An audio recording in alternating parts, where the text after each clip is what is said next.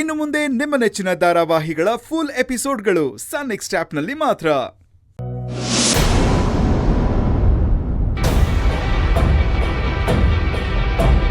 ಪ್ರಯತ್ನ ಮಾಡು. ನಿನ್ ಸೂರ್ಯ ನಿನ್ಗೆ ಸಿಗ್ಲಿ ಅಂತ ನಾನು ಆಶೀರ್ವಾದ ಮಾಡ್ತೀನಿ.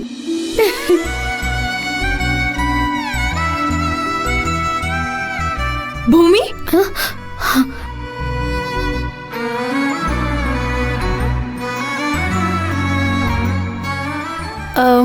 ಭೂಮಿ ಫ್ರೀ ಇದೆಯಾ? ಹಾ ಹೇಳಿ. ನಿನ್ ಹತ್ರ ಒಂದು ಮುಖ್ಯವಾದ ವಿಷಯ ಮಾತಾಡ್ಬೇಕಿತ್ತು. ಹೇಳಿ, ಪರವಾಗಿಲ್ಲ. ಭೂಮಿ, ಇಷ್ಟು ದಿನ ನಾನು ನಿನ್ನ ತುಂಬಾ ಗೋಳು ಇಕ್ಕೊಂಡೆ, ಆದ್ರೆ ನನ್ನ ಇಂಟೆನ್ಷನ್ ನಿನ್ನ ಹರ್ಟ್ ಮಾಡೋದಾಗಿರ್ಲಿಲ್ಲ. ಅಕಸ್ಮಾತ್ ಹರ್ಟ್ ಆಗಿದ್ರೆ ಐ ಆಮ್ ಸಾರಿ. ಅಯ್ಯೋ, ನೀವ್ಯಾಕೆ ಸಾರಿ ಕೇಳ್ತೀರಾ? ನಿಮ್ ಮನ್ಸು ಮಗು ತರ. ನಾನ್ ಯಾವ್ದೂ ಮನ್ಸಲ್ಲಿ ಇಟ್ಕೊಂಡಿಲ್ಲ. ಇದೇ ವಿಷಯಕ್ಕೆ ಎಲ್ಲ ಎಡ್ವರ್ಟ್ ಆಗ್ತಿರೋದು. ಎಲ್ಲರೂ ನನ್ನನ್ನ ಎಳೆ ಮಗು ಅನ್ಕೊಂಡಿದ್ದಾರೆ. ಎಲ್ಲರೂ ಅನ್ಕೊಂಡ್ರು ಪರವಾಗಿಲ್ಲ. ನಾನ್ ಪ್ರೀತಿಸ್ತಿರೋ ನನ್ನ ಮಾವನೂ ಕೂಡ ನನ್ನನ್ನ ಎಳೆ ಮಗು ತರ ಟ್ರೀಟ್ ಮಾಡ್ತಿದ್ದಾನೆ. ಭೂಮಿ, ನನ್ನನ್ನ ನಿನ್ ತಂಗಿ ಅನ್ಕೋ. ತಂಗಿ ಅನ್ಕೊಳ್ಳೋದೇನು, ತಂಗಿನೇ. ಭೂಮಿ, ತಂಗಿಗೊಂದು ಹೆಲ್ಪ್ ಮಾಡ್ತೀಯಾ? ಏನು ಅಂತ ಹೇಳಿ, ಕೈಲಾದ್ರೆ ಖಂಡಿತ ನಡೆಸ್ಕೊಡ್ತೀನಿ. ಅರೆ, ಹಾಗೆಲ್ಲ ಹಾರ್ಕೆ ಉತ್ತರ ಕೊಡೋ ಹಾಗಿಲ್ಲ. ಭೂಮಿ, ತಪ್ಪಾಗಿ ತಿಳ್ಕೋಬೇಡ. ಈ ಮನೆ ಋಣ ನಿನ್ ಮೇಲಿದೆ. ಇಲ್ಲಿ ಅನ್ನ ತಿಂದಿದ್ಯಾ, ಆ ಋಣ ತೀರ್ಸೋದಿಕ್ಕೆ ಇದೊಂದು ಅವಕಾಶ ಅನ್ಕೋ. ಈ ಕೆಲ್ಸ ನಿನ್ ಕೈಯಿಂದ ಆಗುತ್ತೆ ಅಂತಾನೆ ನಿನ್ನನ್ ಕೇಳ್ತಿರೋದು. ನನ್ ಮಾತನಾಡ್ಸ್ಕೊಡ್ಬೇಕು, ಹಾಗಂತ ಭಾಷೆ ಕೊಡು. ತಾಯಿ ಋಣ, ಅನ್ನದ ಋಣ, ಈ ನೆಲದ ಋಣನ ತೀರ್ಸೋದು ತುಂಬಾನೇ ದೊಡ್ಡ ಕಷ್ಟ. ಆದ್ರೂ ನೀವು ಋಣದ ಮೇಲೆ ಆಣೆ ಇಡ್ತಿದ್ದೀರಾ ಅಂತ ನಾನು ಒಪ್ಕೊಳ್ತಾ ಇದ್ದೀನಿ.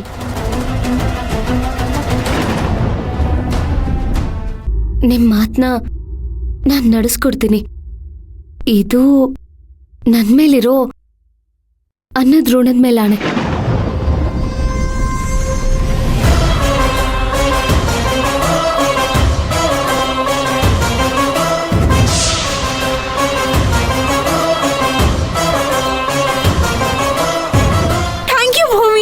ಅಬ್ಬಾ, ನಂಗೆ ಈ ಜೀವ ಒಂದಾಗಾಯ್ತು. ಭೂಮಿ, ನೀನ್ ಮಾಡ್ಬೇಕಾಗಿರೋದು ಏನ್ ದೊಡ್ಡ ವಿಚಾರ ಅಲ್ಲ. ನೀನು ಸೂರ್ಯನ ಹತ್ರ ನನ್ ಪರವಾಗಿ ಹೋಗಿ ನನ್ ಪ್ರೀತಿ ವಿಚಾರನ ಅವನ ಹತ್ರ ಹೇಳ್ಬೇಕು.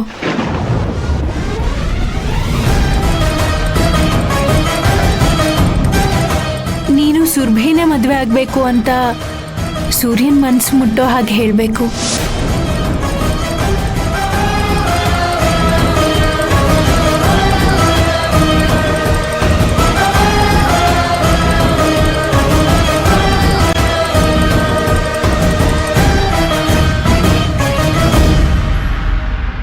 ನಿನ್ಗೋಸ್ಕರ ಈ ಸುರ್ಭಿ ಜೀವನೇ ಕೈಲಿಟ್ಕೊಂಡು ಕಾಯ್ತಾ ಇದ್ದಾಳೆ ಅಂತ ಹೇಳ್ಬೇಕು. ಈ ಜನ್ಮದಲ್ಲಿ ಸುರ್ಭಿ ಮದುವೆ ಆಗೋದಾದ್ರೆ ಅದು ನಿನ್ನೆ ಅಂತ ಹೇಳಬೇಕು.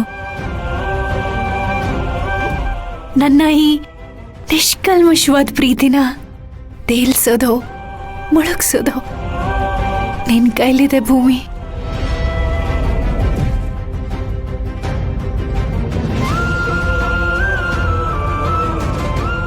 ಅಕಸ್ಮಾತ್ ನೀನು ಯಾರನ್ನಾದ್ರೂ ಮನ್ಸಾರೆ ಪ್ರೀತಿಸಿದ್ರೆ ನನ್ನ ಭಾವನೆಗಳೇನು ಅಂತ ನಿನ್ಗೆ ಅರ್ಥ ಆಗ್ತಿತ್ತು. ನೀನ್ ಯಾರನ್ನೂ ಪ್ರೀತಿಸ್ತಾ ಇಲ್ಲ ಅಂತ ಅನ್ಕೋತೀನಿ. ಹಾಗಾಗಿ ನನ್ನ ಪ್ರೀತಿನ ದಡ ಸೇರಿಸೋ ಜವಾಬ್ದಾರಿ ನಿಂದು.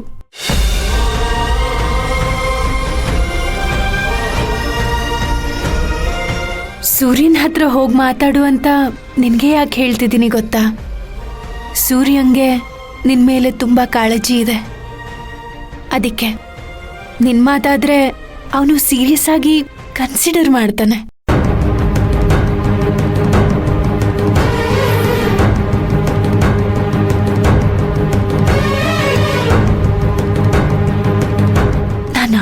ಮಾತನ್ನೆಲ್ಲ ತಮಾಷೆಯಾಗಿ ತಗೋತಾನೆ. ಹಾಗಾಗಿ ನನ್ನ ಪರವಾಗಿ ನೀನ್ ಸೂರ್ಯನ ಹತ್ರ ನನ್ನ ಭಾವನೆಗಳನ್ನ ಹೇಳಿದ್ರೆ ಅವನ್ ಬಹುಶಃ ಅರ್ಥ ಮಾಡ್ಕೋತಾನೆ. ಆದಷ್ಟು ಬೇಗ ನನ್ನ ಪ್ರೀತಿ ವಿಚಾರನ ನನ್ನ ಮಾವಂಗ್ ತಲುಪಿಸ್ಬಿಡು. ಮೊದಲೇ ಮಾತು ಕೊಟ್ಟಿದ್ಯಾ, ಅದನ್ನ ಉಳಿಸ್ಕೋತೀಯಾ ಅಂತ ನಂಬಿದ್ದೀನಿ. All the best. ಹೇಳಲಾರದ ಪ್ರೀತಿದು ಉಸಿರ ಕೊಲ್ಲುವ ವಿಷದಂತೆ, ನೆನೆಯಲಾಗದ ವಿರಹವಿದು ಮರೆಯಲಾರದ ಕನಸಂತೆ. ಬಾಳುವುದೋ ಅಳಿಯುವುದೋ ನನಗೆ ತಿಳಿದಿಲ್ಲ. ನಿನ್ನ ನೆನಪೇ ನನ್ನ ಕಾಡುತ್ತಿದೆ, ನಿನ್ನ ನೆನಪೇ ನನ್ನ ಕಾಡುತ್ತಿದೆ. ಓ ಹೃದಯ ಕೇಳಿದೆಯ, ಪ್ರೀತಿ ನಿನ್ನ ಪಾಲಲ್ಲ, ಪ್ರೀತಿ ಇನ್ನೂ ಉಳಿದಿಲ್ಲ.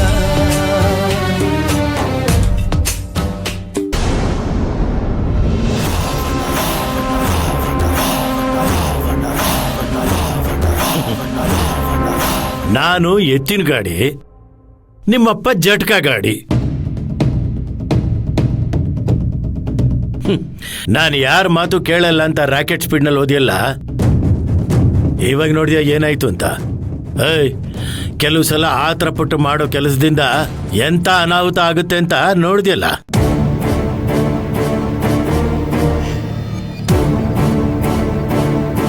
ಓಹ್, ಅಪ್ಡೇಟ್ ಆಗಬೇಕು, ಟೆಕ್ನಾಲಜಿ ಯೂಸ್ ಮಾಡಬೇಕು ಅಂತ ನೀನು ಹೇಳಿದಾಗ ಏನೋ ಬುದ್ಧಿವಂತ ಇರ್ಬೋದು, ನಮ್ಮ ಕೈಲಲ್ಲಿ ಆಗದಿರೋ ಅಂತ ಏನೋ ಮಾಡ್ತಾನೆ ಅಂತ ನಾನು ಅನ್ಕೊಂಡಿದ್ದೆ.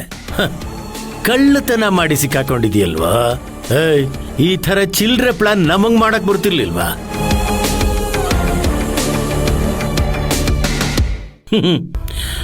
ನಮ್ಮ ನಾಗವಂಶದವರು ಜೈಲಿಗೆ ಹೋಗ್ಬೇಕು ಅಂತಂದ್ರೆ ಯಾರ ಮನೆಗಾದ್ರೂ ಬೆಂಕಿ ಹಾಕಬೇಕು, ಇಲ್ಲ ಯಾರ್ದಾದ್ರೂ ತಲೆ ತೆಗಿಬೇಕು. ಅದು ದೊಡ್ಡ ತಲೆನೇ ತೆಗಿಬೇಕು. ಆಗ ಜೈಲಿಗೆ ಹೋಗಿದ್ದಕ್ಕೂ ಒಂದು ಘನತೆ ಇರುತ್ತೆ. ಛೀ, ನೀನೇನು ಅರ್ಧ ರಾತ್ರಿನಲ್ಲಿ ಊರವ್ರನ್ನೆಲ್ಲ ಎಬ್ಸಿ ಕಳ್ಳತನ ಮಾಡಿ ಜೈಲಿಗೆ ಹೋಗಿ ಬಂದಿದೀಯಲ್ಲ. ಛೀ, ಅಸಹ್ಯ. ಏನ್ ಮಾವ, ಅವಾಗಿಂದ ಅವನಿಗೆ ಬೈತಾನೆ ಇದ್ದೀರಾ. ಅವನಿಗೆ ಅನುಭವ ಕಡಿಮೆ, ಆತರ ಜಾಸ್ತಿ. ಒಪ್ಕೊಂತೀನಿ. ಹಂಗಂತ ಒಂದೇ ಸಮನೆ ಬೈತಾ ಇದ್ರೆ ಅವನ್ ಮನ್ಸಿಗೆ ಬೇಜಾರಾಗಲ್ವಾ?